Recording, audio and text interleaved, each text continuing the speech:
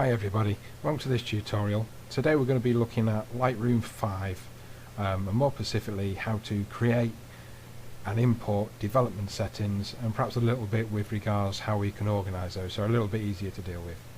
So the first thing I'm going to do is I'm going to press D on my keyboard to take me to the development module. Now on the left here you have your presets panel, and your presets panel has various folders in there. Most of these that start with Lightroom are pre-installed filters. There's one there for myself, and by default you will have a user's preset. Now if I just open that folder, you can see there's a number of presets in here that I've created for both myself and the BECC Camera Club. Now the first thing I think we should cover is, if you want to organise your presets a little bit easier, you can click on your user preset folder, right click, new folder. Now I'm just going to create a BECC folder, and if we look, that's at the top of the list. Your folders are always going to be displayed in alphabetical order, and your presets within the folders will always be in alphabetical order. Now if you've created a folder and you perhaps want to move one of these presets, you can just drag the preset up to the new folder and it will be in there for you. So to create a new preset, do the edit on your photo, get the preset how you want it to be, click your create new preset button. You can call your preset whatever it is you want to call it, so you can recall it at a later date and know roughly the effect that it's going to achieve. Folder, we can now select the folder we want it to be in. I'm going to select the new folder that we created, BECC, and then all we've got to do is go through this list and put a tick in anything that we want to be included within this preset. So our highlights, shadows and contrast, absolutely. Black and white clipping points, probably not. They are going to vary quite a lot from photo to photo. It's not something you can really create a preset for. By all means, if you have a tendency to move the clipping points a little bit further away than what most people do, by all means you can have an average guess that you could put in there. Clarity, sharpening, vibrance, noise reduction, lens corrections, post-crop vignettes. These are all things I would generally keep within a preset. Once you've done, click create. You'll see our BECC test 1 is now there. So now we've covered how we create a preset, and we've looked at how we can create folders to organise our presets. How do we import a preset? Firstly, select the folder where you would like the new preset to be installed. Right click the folder, click import, point to the file that you have to be installed.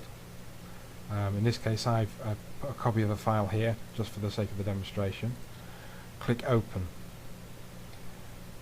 Now the file that I've just brought in is this one here, the basic black and white Lightroom 5.2. So you can see how quick and easy it is to bring new profiles back in. I'm just going to run through that again just in case. So I'm going to delete that preset. Important to select the folder you want the preset to appear in. Right click, import, select your downloaded file, open.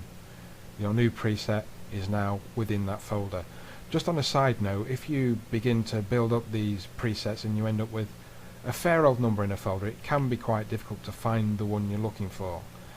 So what I would say is, if there's one that you use more regularly, it's kind of your go-to preset, if you right click the folder, the preset, rename and place a number in front, numbers will take precedent over alphabetical sequencing. So you could, if you wish to, number your top 3 presets 1, 2 and 3, so they're always at the top of the list for you. Obviously while you've only got a few in there, it's not a big issue. On another side note, if I just go back to the library by pressing G on my keyboard, which takes me to a grid view, I click on the import button. On the dialog box that comes up, we have metadata settings, which is covered in another video, but we also have development settings.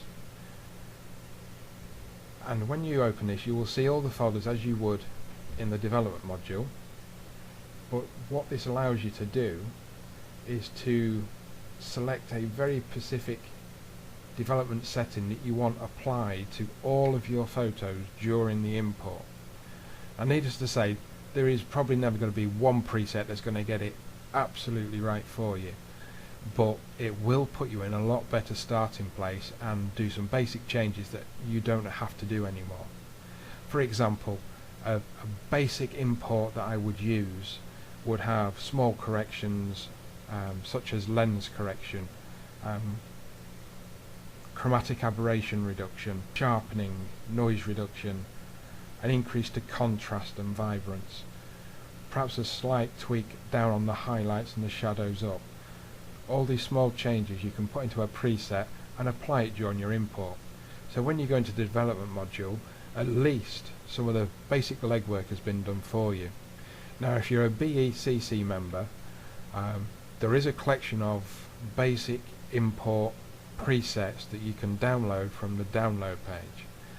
Unfortunately, if you're watching this on YouTube, you won't have access to them. Thanks for watching.